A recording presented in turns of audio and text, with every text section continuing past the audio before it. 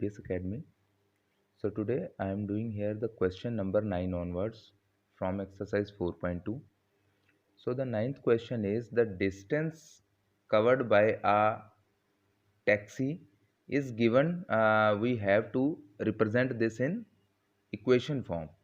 So the question is the taxi fare in a city is like for the first kilometer it is rupees 50 and for next subsequent distances it is rupees 20 per kilometer.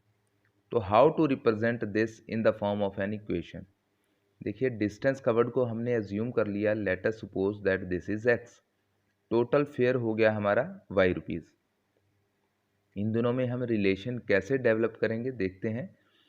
तो y will be equal to 50 plus 20 into x minus 1. ये कैसे equation बनी. देखिए first kilometre के लिए मैंने 50 rupees इसका taxi fare यहाँ पे राइट कर दिया, प्लस 20 जो आगे के किलोमीटर्स हैं उनका पर किलोमीटर 20 रुपीज़ चलता रहेगा फेयर. तो हम कैसे, यहाँ पे मैंने x माइनस 1 क्यों लिखा, क्योंकि फर्स्ट किलोमीटर का हम यहाँ पे रिप्रेजेंट कर चुके हैं 50 रुपीज़.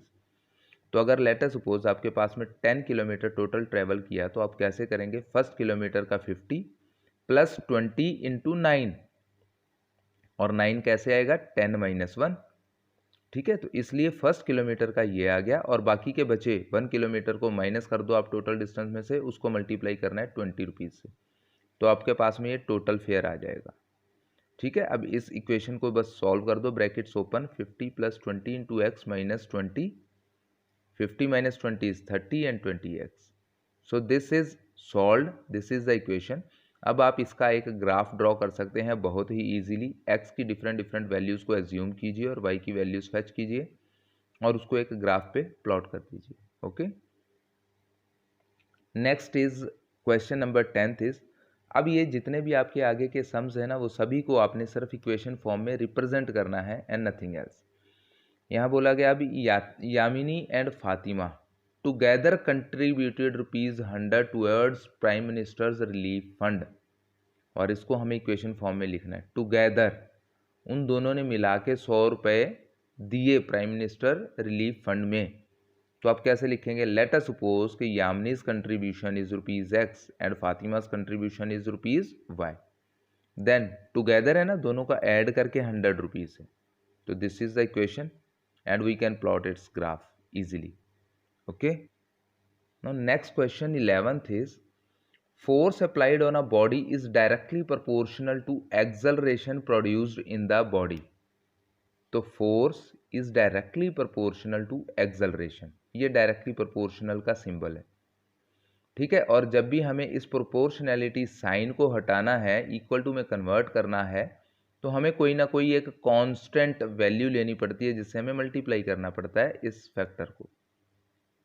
तो मैंने कांस्टेंट ऑफ प्रोपोर्शनैलिटी को हटाने के लिए यहाँ पे इज इक्वल टू पुट करके और ये प्रोपोर्शनैलिटी साइन को हटाने के लिए ये कांस्टेंट यूज किया, because we have been given there कि write an equation to express this situation and plot the graph taking constant of proportionality as 3 units. तो मैंने अभी आपको बताया कि प्रोपोर्शनैलिटी के जब सिंबल को हटाते हैं इक्वल टू में कन्वर्ट करते हैं तो हमें कांस्टेंट ऑफ प्रोपोर्शनैलिटी लेना पड़ता है, और वो हमें यहाँ पे क्वेश्चन में गिवन है कि दैट इज 3. तो हमारे पास इक्वेशन बन गई f is equal to 3a. इससे आप इसका ग्राफ प्लॉट कर सकते हैं. ठीक है, वैसे आपको इस क्वेश्चन में ग्राफ इसका प्लॉट नहीं करना है, नहीं गिवन है कि आपने ग्राफ प्लॉट करना है. Only you have to write down this equation. 12th question is, work done by a body on application of a constant force is directly proportional to the distance traveled by the body. तो work done is directly proportional to distance. अब हमें मालूम है ये जो proportionality sign को हटाने के लिए एक कांस्टेंट से मल्टीप्लाई करना पड़ता है. यहाँ पे हमें 4 गिवन है क्वेश्चन में. by taking the constant force as 4 units, this is given to us. इसका भी हम ग्राफ ड्रॉ करेंगे. तो यहाँ पे W=4D मीन्स D की वैल्यूज़ एज्यूम की हमने और W की वैल्यूज़ फैच कर ली यहाँ से. इसको एक ग्राफ पे प्लॉट कर दिया. अब इसमें आगे आपके पास 2 क्वेश्चंस पुटअप किए गए हैं. कि when the distance travelled by body is 2 units find out the work done, and when it is 3 units find out again the work done. तो आपने क्या करना है, पहले एक सिंपल वे में ग्राफ को यहाँ से वैल्यूज़ को फाइंड आउट कर लेना है, और यहाँ से आप जब डिस्टेंस देखिए 2 यूनिट है आपके पास में, यहाँ से फॉर्मूला से आ गया 8 यूनिट का वर्क डन। ठीक है, ऐसे ही आप यहाँ से भी फाइंड आउट कर लीजिए कि यहाँ पे अगर डिस्टेंस 3 यूनिट्स हो जाएगा तो 4 3 ज़ा 12 यूनिट्स आपका वर्क डन आ जाएगा। और आप ग्राफ से इसको भी यहाँ पे भी लोकेट करेंगे इस चीज़ को कि देखिए जब आपका डिस्टेंस, मैंने डिस्टेंस को लिया इस एक्स एक्सिस पे और वर्क डन को लिया वाई एक्सिस पे। देखिए जब डिस्टेंस 2 यूनिट्स है तो वर्क डन इज़ 8 यूनिट्स, और जब डिस्टेंस हमारा 3 यूनिट्स है तो वर्क डन इज़ 12 यूनिट्स। आप इसको ईजिली अपने ग्राफ पेपर पे प्लॉट करेंगे तो बहुत ही ईजिली आपके पास में वैल्यूज़ लोकेट हो जाएंगी। ठीक है, तो here I have written first part at D equal to 2 from the graph, आपने ये ग्राफ पे शो करना है, तो W is equal to 8 units, and at D equal to 3 W is equal to 12 units. Question number 13 is force applied on a body of mass 6 kg is directly proportional to acceleration produced in the body. तो F is directly proportional to A, और यहाँ पे हमारा constant of proportionality हम 6 kg use करेंगे। आपको science में formula पता है F is equal to ma, ठीक है, तो वो m की जगह पे यहाँ पे 6 kg गिवन है, तो F is equal to 6 into A, और इसका आपने ग्राफ प्लॉट कर देना। This is the 13th question. 14th question is a grocer buys 10 eggs for ₹8। देखिए 10 एग्स हैं 8 रुपीज़ के, तो हमारे पास में एक्स एग्स कितने के हो जाएंगे, 8/10 इंटू एक्स, ये टोटल कॉस्ट हो जाएगी हमारी एक्स एग्स की, where y is equal to total cost and x is number of eggs. तो ये हमारी इक्वेशन रिलेशन बनेगी। क्रॉस मल्टीप्लाई कर दीजिए 10 को, 10y is equal to 8x। यहाँ से आप कट भी कर सकते हैं 2 से, 2 4 ज़ा 5 ज़ा, ओके। यहाँ देखिए अभी 10y minus 8x equal to 0, यहाँ से 2 कॉमन ले लिया हमने, तो 5y minus 4x equal to 0। Then ये 2 इधर आके डिवाइड हो जाएगा 0 से, it will become 5y minus 4x will be equal to 0/2 is 0। तो यहाँ से हमारे पास में एक इक्वेशन बन गई। यहाँ पे x की डिफरेंट वैल्यूज़ के लिए हम y की डिफरेंट वैल्यूज़ फाइंड आउट करेंगे, एक ग्राफ प्लॉट कर देंगे। अब यहाँ पे भी हमारे पास में 2 क्वेश्चंस हैं।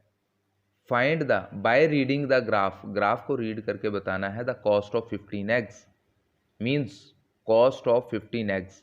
यहाँ पे x को आप 15 पुट करेंगे तो आपके पास y की वैल्यू आपने फाइंड आउट करनी है, या आप यहाँ पे 15 पुट कर लीजिए और y की वैल्यू फाइंड आउट कर लीजिए। ये देखिए x 15 है तो y 12 आया, x 10 है तो y 8 आया, x 20 है तो y 16 आया, और यहाँ पे हमने एक ग्राफ ड्रॉ कर दिया। और यहाँ पे हमारा 2 क्वेश्चंस जो पुट किए गए हैं, at x equal to 15 what is the value of y, तो आपने यहाँ से फाइंड आउट किया ही हुआ है, x 15 पे y 12 है, और